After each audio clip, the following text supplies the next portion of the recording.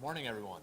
It's good to be here with you. And Judd, at this point, I guess I'm just trying to make you look bad or something. I don't really know what's going on there.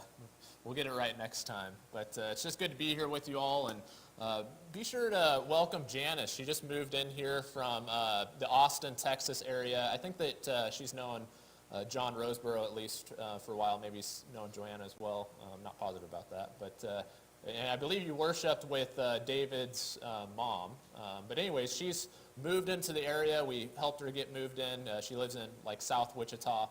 And I think she intends to worship with us. And so just make sure you get to know Janice and you welcome her. And we're just really excited to have her. And if you're looking for, to learn any sewing or quilting skills or anything like that, she's pretty impressive in that. I probably messed something up. I might not have used the right words. She says not quilting, but she works with that kind of stuff, and I'm ignorant in that area. So talk to her, and you can figure out what exactly it is that she does.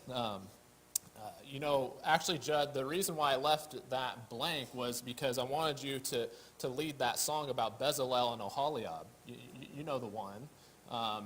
In fact, why don't we just all go ahead and sing that song? 1, 2, 3. I was hoping somebody would start saying something, but there's no song for these two guys, Bezalel and Oholiab. We find their names in two places. Exodus chapter 26, where God says that I have selected, in particular, Bezalel and filled him with my spirit. And he says that again in chapter 36, where he mentions these two individuals who are set aside specially to build God's tabernacle. It's really interesting that Bezalel is the only, or actually not the only, the first person in the Bible who is said to be filled with the Spirit of God. And why is it? It's to build God's tabernacle. It's interesting, when I was reading and studying this passage in Exodus 36 and kind of preparing for this lesson, I start to realize that the whole Old Testament is just constantly talking about building, that people are constantly building things. And you could really make the argument that from Genesis 1, it starts with God creating or building the universe that we live in. And then when Cain is banished from God's presence, he goes out and he builds his own city. In Genesis 6, Noah builds an ark. In Genesis chapter 11, after the flood, all the nations come together and they say, we're going to build a tower to make a great name for ourselves. And throughout the whole book of Genesis, you see the main characters building altars to worship God. In the days of Israel, when they're dwelling in the land, they made altars to worship other gods in the high places. They built idols. You see Solomon in 1 Kings, he builds, and much of that book and several chapters are dedicated to the building and construction of the temple. It's just constant throughout, the whole Old Testament. That even the Old Testament, the story of Israel, kind of concludes with them returning from exile, and they return to Jerusalem, and we have two books that are all about them building a wall and rebuilding the temple that had been destroyed. And it's just something that we see constantly. And that idea of building, I think, is prevalent in our lives as well. We're all building something, aren't we? Some of us are building careers. Maybe we're building a family. We're all building our lives around something or upon something. My wife and I were looking at photos this last week, and I found this picture where there's this wall in Washington State, and it basically says, what's one thing you want to do or achieve or accomplish before you die, and it has blank spaces where people could fill in whatever they want. And somebody wrote in that they want to be a lawyer. Some people build their lives around their career, their occupation. I'm not just asking this, though, individually. What are we building? What are we here to do? As God's church, what are we made for? Did we get baptized? Did we have our sins washed away just so that we could wait till the day that we die? Do we come here on Sundays just to kind of sit and observe a worship service? No. We know that God called us to do something. That now that we're saved, we're called to go to work and to build something. And I think Bezalel and Oholiab show us what that is. And when you read the book of Exodus, it's driving towards the building of the tabernacle. You have all these chapters that talk about it. It goes into great detail. It says God gave them their spirit, and he did it so that they could build a tabernacle. What are we building? You know, they were building a building, but it had more significance than just a structure, a tent. It represented something. But many churches today, I'm afraid that all that we're seeking to do is to build a building. I recently listened to a popular, modern evangelical preacher, and he was talking about how to grow church. He was talking about how this is the amount of money you have to invest in your church every single year to keep up the grounds and to make improvements in your building. And he talked about how they're redesigning their front area so that people will be comfortable to hang out there. And I was listening to that, and I couldn't help but think, is this what we're building? We're building a building? Is that what the gospel is all about? It's kind of interesting, because you see Oholiab and Bezalel, they build this structure, but what we have to recognize is that the structure points to something greater. And it represented much more than just a structure with bricks, or a structure in this case with linen and cloth and gold and silver. And we see how important it is by how these men invested themselves and their attention to detail, but also in what God was willing to do in order for them to accomplish it. But before we can really appreciate that, I think that you have to first take a step back and understand that Bezalel and Oholiab, although they're only mentioned in 2 places in the Bible, we know that their story started with the rest of Israel in the book of Exodus. That these 2 men were not always in the wilderness with Egypt behind them, but there was a time where they weren't building for God, but they were building for the enemy. Isn't it interesting? The book of Exodus begins with them building. And the book of Exodus ends with the people of God building. You can't really appreciate the honor that these men have until you appreciate the fact that they were building for the enemy in this journey that they went on. You notice in Exodus chapter 1, when you open up that book, you notice that Pharaoh was threatened by the people of Israel. And so he decided that he was going to oppress them, and he had them build Pithom and Ramses as supply cities for Pharaoh. But he made sure that their labor was difficult and that it was hard. And it says that in verse 14, he made their lives bitter and with difficult labor in brick and mortar. That those were the most precious materials that they had to work with was brick and mortar. You know, this was what it was like for them.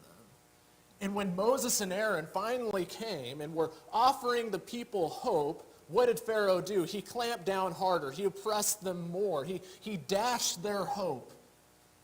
And so as they're building bricks, Pharaoh says, take away the straw.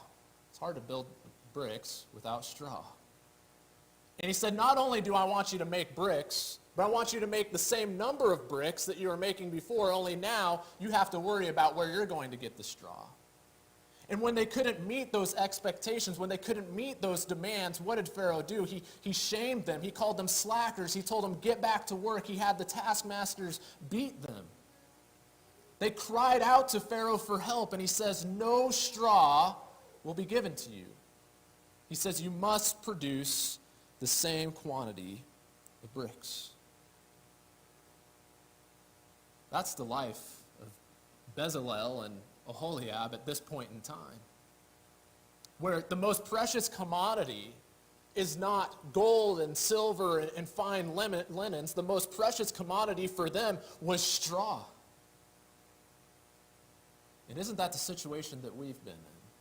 I wish the oppression and the slavery that we are subject to as sinners before Satan was as obvious as what we read about with Pharaoh. That really what this is a spiritual representation of what we are going through when we don't have God in our lives. Satan gives us all kinds of projects, things to kind of waste our time and distract us from any thoughts of getting out of Egypt. The most precious commodity becomes straw and stubble. The things that we chase are pleasure and power, wealth and money. Having people look at us the way that we want them to look at us. And what does this really amount to? It amounts to stubble. It's worth nothing.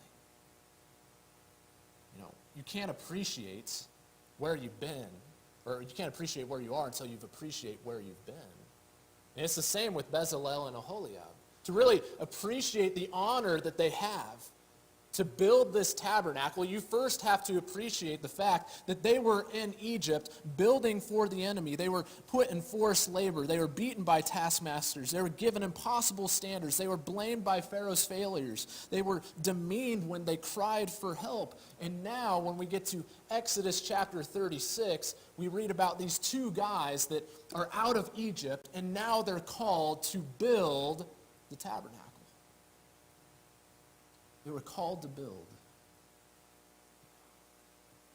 They're appointed by God. You notice in Exodus chapter 35 and in verse 30, it says, Moses said to them, to the Israelites, look, the Lord has appointed by name Bezalel.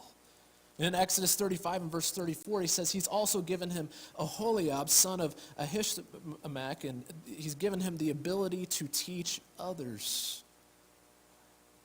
What a long way those two men have come. To be slaves in Egypt and now to be leading the people of God in this great building project. This is the priority when you read the book of Exodus. When they left Egypt, they were told not to just leave empty-handed, but to plunder them for their gold and silver, and that was because of this plan that God had to make a tabernacle. I think that you could argue that this really is the whole point of the book of Exodus, is the building of the tabernacle, and we kind of think that that's odd because when I ask you what the highlights are, if I were to ask you what the whole point of Exodus is, you would think of things and mention, the crossing of the Red Sea, or you would think about the 10 plagues. But then we get to the end of Exodus and we read all these details of the construction of the tabernacle and we say, really, this is what the book is about? Chapters 25 through 40. That's really what it's all about. That's the theme it comes back to. That's how the book ends, is with the completion of the construction of the tabernacle. Why is this so important? And you have to answer the question, what is the tabernacle? And a simple way to put it is that it's God's dwelling place. That this is where God would dwell among man. Every tribe and man in Israel, they had their tent. And in Israel, God would have his tent as well. It's interesting when you read the story because God gives the instructions in chapter 26, and then the people sin and they break the covenant. And as a result of that, what God initially says is that his presence is no longer going to go with the people. And I want you to turn over to Exodus chapter 33. And you'll see this, and I think it puts in perspective just how important having God's presence among us is. God tells Moses to tell the people, I will send an angel ahead of you and will drive out the Canaanites, Amorites, Hittites, Perizzites, Hivites, Jebusites. Go up to a land flowing with milk and honey. But I will not go up with you because you are stiff-necked people. Otherwise, I might destroy you on the way.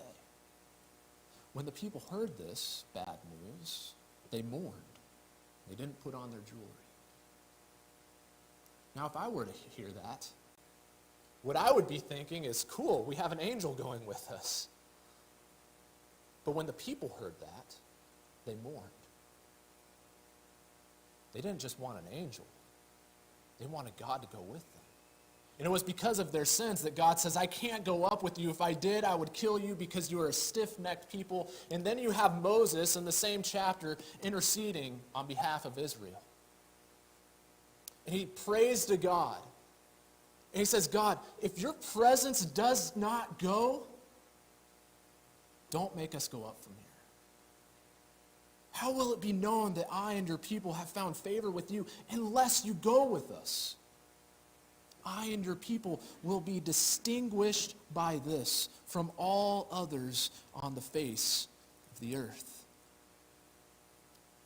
Understand what Moses and the people understood. That without God's presence, there was no point. You catch what Moses says? He says, God, if your presence doesn't go with us, don't make us go up from here.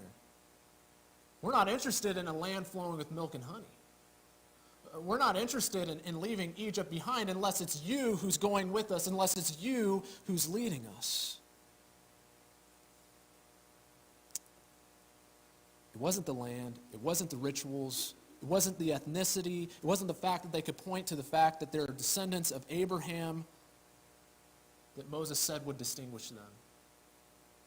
He said, the thing that will make us distinct and distinguish us from all of other nations, God, is you going with us.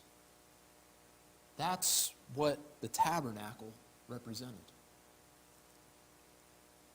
It's where God dwelt. And this is the task that Bezalel and Oholiab were given. They were given the task of building God's tent, building his home, where God answers Moses' prayer and says, I will do the thing you've asked. And they build the tabernacle so that God can dwell among them. See, these two men, they were called to build, but understand, they were also blessed to build. It was a blessing to be involved in this project, but I don't just mean that they were blessed to build in that sense. I mean that they were blessed in order to build. That they were given everything they needed to complete this project. Notice of Bezalel, it says he was filled with God's Spirit, with wisdom, understanding, and ability in every kind of craft. Can I remind you of how we started this sermon? Notice the contrast of building for God compared to building for Pharaoh. Pharaoh made impossible demands, and he made it intentionally impossible for them to meet those demands. He literally took away the very things they needed to meet his commands. But not so with God. He commands the building of this ornate building. That if he had told them to build it before they left Egypt, they wouldn't believe it. But he causes them to plunder Egypt. He shows them how to do it. He blesses them in order to do it. He gives them the wisdom, the understanding, the ability to do it. Everything they needed to complete this project, God provided. You know, in the case of Bezalel, he was filled with the Spirit, but he was also given a helper, Oholiab. And you notice that it says of him, as I pointed out earlier, that he was given the ability to teach. You know, they didn't do this alone. It wasn't a one-man job. That they were given not only the gifts, but they were given the people. And they were blessed to be able to teach. And you go back to chapter 36. In fact, turn over there. In chapter 36, it describes Bezalel in chapter 36 and verse 1. It describes Bezalel, Oholiab, and the skilled people. That's really interesting. The three people that were working on this were Bezalel, Oholiab, and then as a group, the rest of the skilled people. And yet God gave those two men the ability to teach. And what that tells me is that there were men who were gifted in similar ways that those two men were gifted, but their gift hadn't been developed yet. And so what did God do? He gave Bezalel and Oholiab the ability to teach. They were blessed to teach, which means they were willing to teach. There were those who came that were willing to learn. Not only were they blessed to build, but notice they were also moved to build. These two men, along with the people that helped them, it says that Moses summoned these two guys, and every skilled person in whose heart the Lord had placed wisdom, all whose hearts moved them to come to the work and to do it. You know, there's three things that stand out to me in that verse. There's three things that were required if you were going to come and build this tabernacle. First of all, you had to be a skilled person. That would remove me immediately. But after that, you also had to be a person in whose heart God had placed wisdom. But then thirdly, you had to have your heart moved to come and do the work. I can't help but wonder when I read that, how many people had the first two things? How many people had the skills? How many people had the wisdom placed in their heart to do it? And how many people were lacking the third? How many people did not have their heart move them? In other words, how many people had everything they needed, but at the end of the day, they didn't want to do what God asked them to do? Bezalel and Oholiab, as we just saw, they did not do everything themselves, but what we see is they had many people helping them with this project. What a disaster it would have been if these two guys show up to build the tabernacle and they're the only ones. Doesn't matter how much wisdom, understanding, knowledge, skill, ability you have. To be two people working on this project, we'd probably still be reading about the completion of it. It would have never got done. They depended on help. And so you notice that they weren't just moved to build. They also were supported to build. You know, you read this story, and I won't go back over all the verses, but it wasn't as if there were those who were skilled and were given the opportunity to build, and then everybody else just checked out and said, okay, y'all take care of it, and we're just going to kind of do our thing. That when you read this story, it was all hands on deck. That they depended on, at the very least, the contributions of the people. Their gold and their silver, their jewelry, they came and they took it off and they offered this free will offering to God so that they could melt it down so that they could use it to build God's tabernacle. We read of women who wove together fabrics and contributed them so that they could be used for God's tent. And the turnout was so impressive that the workers came and they said, Moses, we have enough. And in verse 6 of chapter 36, Moses gave an order. And they sent a proclamation throughout the camp. Let no man or woman make anything else as an offering for the sanctuary. And so the people stopped. It was so successful that Moses had to order them to stop contributing. How amazing is that? And then lastly, they were also directed to build. Notice in chapter 36 and verse 1, you know, Bezalel and Oholiab, they weren't chosen because of their artistic improvisation. It wasn't as if Moses said, well, why don't we hire two artists and let them come up with something? Notice that these men were selected to carry out precise plans given by a precise God. It says all the skilled people, Bezalel, Oholiab, all the skilled people are to work based on everything the Lord has commanded. You know, you look at this and it wasn't a democratic process. They weren't allowed to say, you know, I feel it should be a little bit bigger. They were told how big it was supposed to be. They weren't allowed to say, you know, I think it should be a little bit smaller. You know, I don't think we should go with that color. You know, I don't think we should use that type of animal skin. With the priest's garments, I don't think that they should have pomegranates hanging off of them. I think they should have figs. That's not what they were commanded to do. They were commanded to build everything based on what the Lord had commanded. And so let's read the result in chapter 40. And I have verse 34, but we'll read 34 through 38. And we imagine how exhausting this must have been, how long it must have taken, how many people were involved. And it's easy to read these verses and wonder, what's the point? Well, here's the point. The cloud covered the tent of meeting, and the glory of the Lord filled the tabernacle. Moses was unable to enter the tent of meeting because the cloud rested on it, and the glory of the Lord filled the tabernacle. The Israelites set out whenever the cloud was taken up from the tabernacle throughout all the stages of their journey. If the cloud was not taken up, they did not set out until the day it was taken up. For the cloud of the Lord was over the tabernacle by day, and there was a fire inside the cloud by night, visible to the entire house of Israel throughout all the stages of their journey. God doesn't say just go up. I'm going to have a hands-off relationship. I'm going to let the angel take care of it.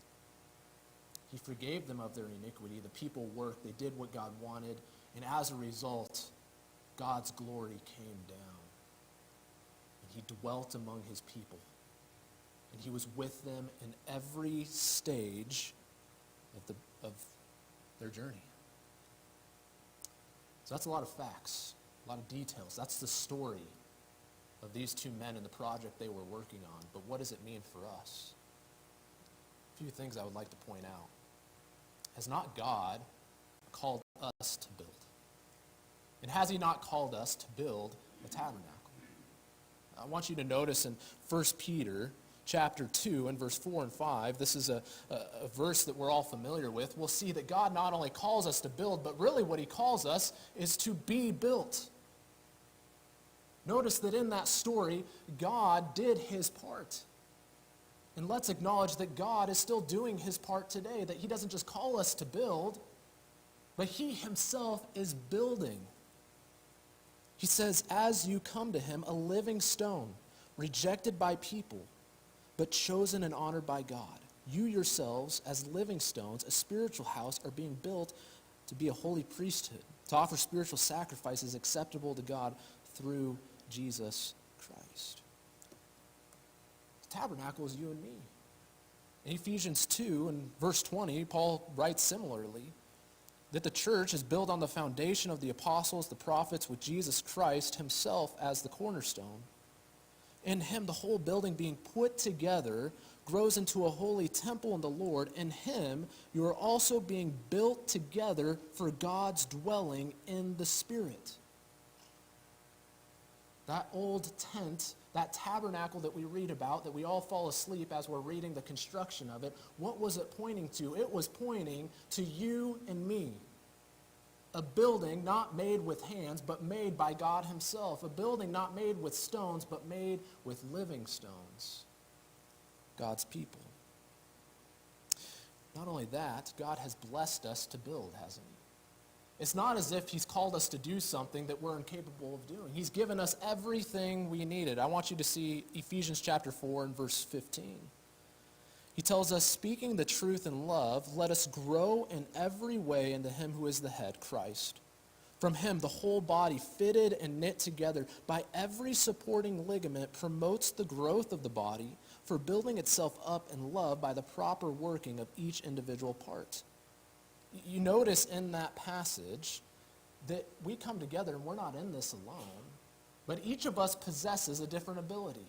Each of us represents a different member of this body, and when we are working properly, it promotes the growth of the entire ability, or of the entire Christian body. Paul again writes in Romans 12, another verse we're familiar with. He says, we have gifts that differ according to the grace given to us. There was only 2 Bezalels and Oholiabs. You might not be one of them. I might not be one of them. Maybe you're somebody that has the skills, but you need that gift to be developed. Find somebody who can teach you. Maybe you're one of the women who wove the fine linen and had something to contribute. What I'm saying is that you might have the ability to teach, or maybe your ability is something else. Maybe it's to be benevolent.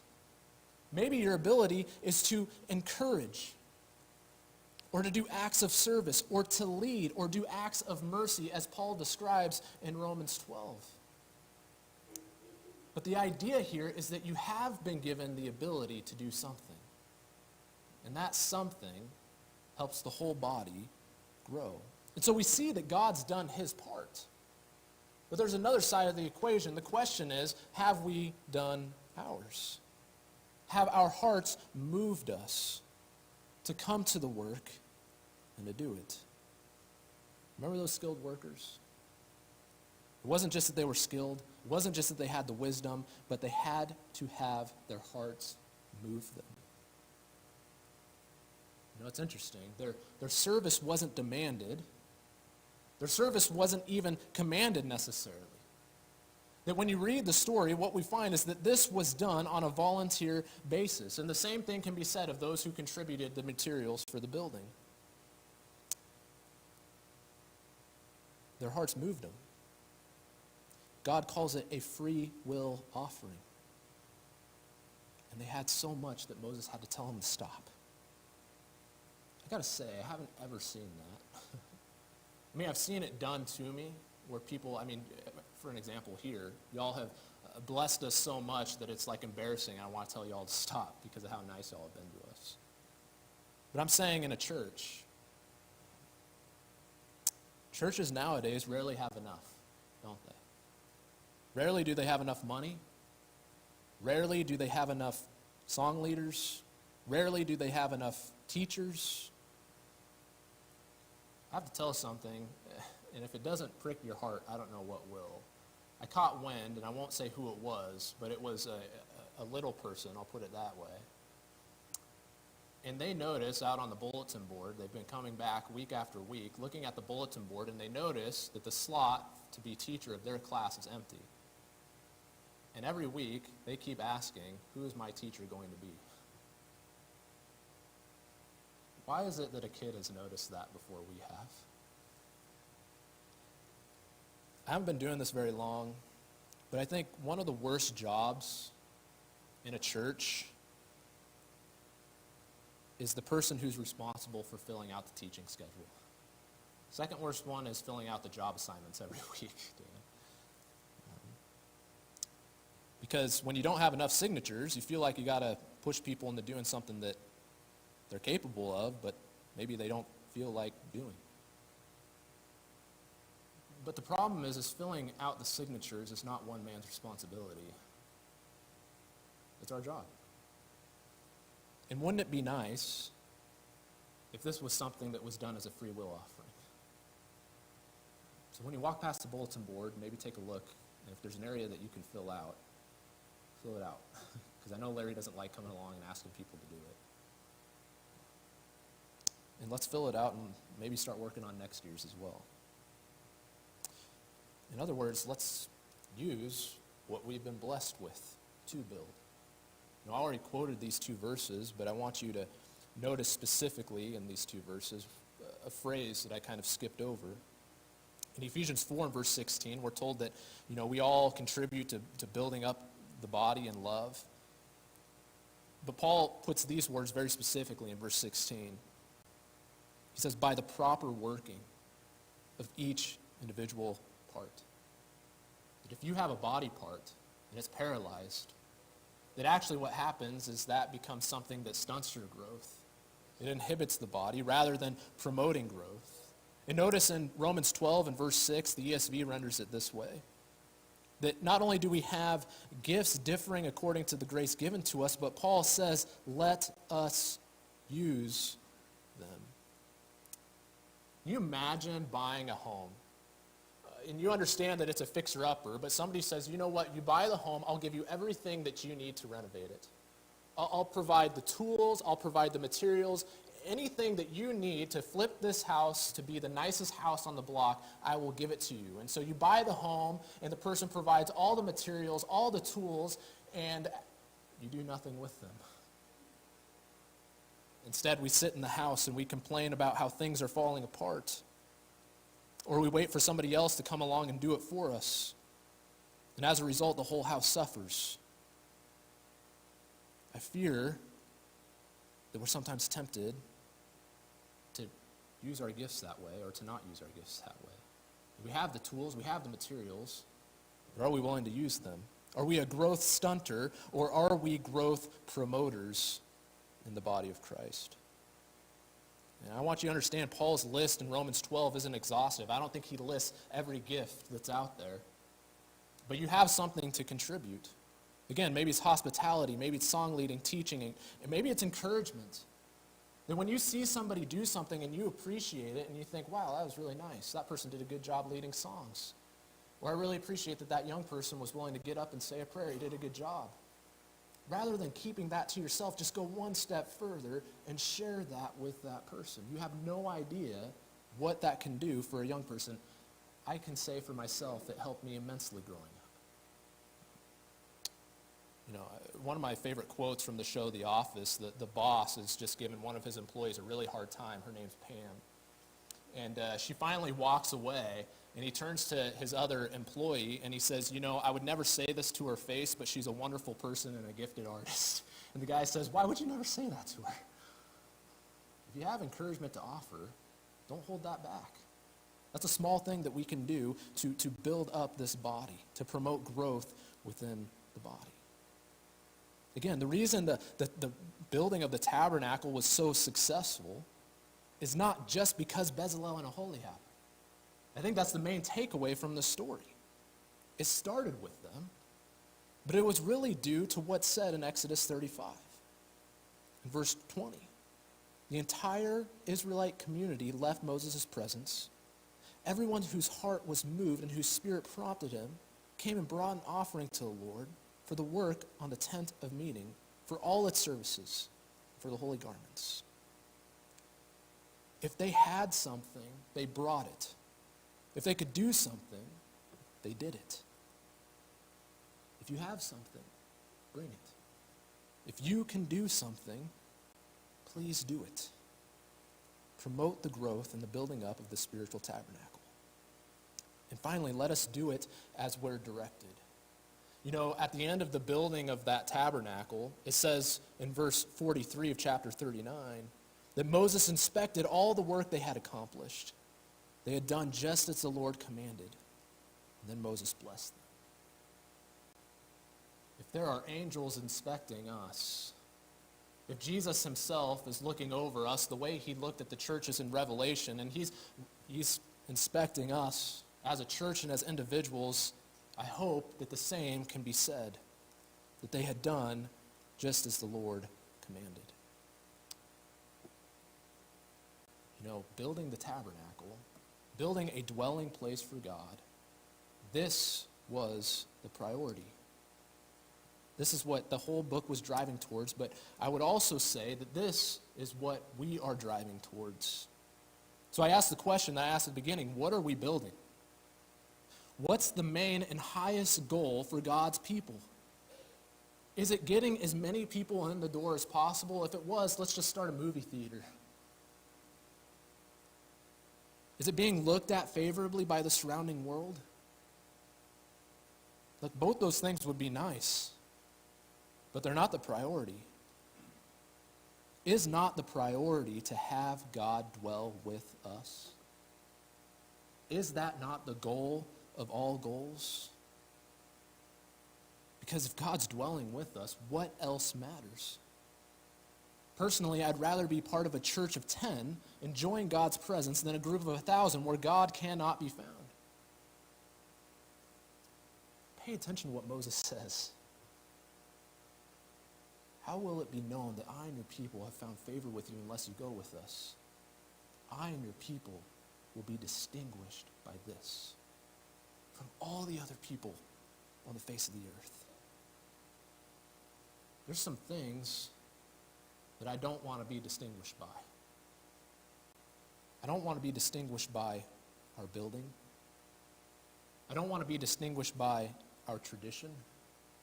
I don't want to be distinguished by our attendance. What I do want to be distinguished by is our relationship with God. That word, distinguish, means distinct. It means separated. There are a lot of things that are separating people, isn't there, in this day and age? Namely politics. What's your stance on gun laws? What's your stance on the economy? What's your stance on foreign policy? What's your stance on pumping oil? If there's going to be something that distinguishes us between us and the rest of the world, let it be our relationship with God. Let it be that separates us. If people must despise us, let it be for that reason. Because if God's with us, and we're with God, really the way I see it, if that's the case, then we're capable of resonating with any group of people. No matter what your background is, no matter what your political stance is, you are capable of resonating with any group of people. But on the flip side of that, if God is with us, in our relationship with God is what defines us, you are capable of infuriating and disappointing any group of people. Such was the life of Jesus, wasn't it? Who one person describes, and this was a Pharisee, and I don't know if he says it tongue-in-cheek, but it's a fitting description of Jesus, and I think it should describe us. Matthew 22 and verse 16, they ask him a question. They say, "Teacher, we know that you are truthful and teach truthfully the way of God. You don't care what anyone thinks, nor do you show partiality." Let the same be said of us. Bezalel and Oholiab, as faithful as they were, they couldn't have achieved nothing had it not been for God bringing them out of Egypt and providing everything they needed. And so we strive in some ways to be like Bezalel and Oholiab, but let us remember the same lesson, that we are to depend on God as well and what God has done, what he's provided for us. God, rather than sending a cloud, sent his Son to dwell among us, who was eventually crucified. And you remember when he was crucified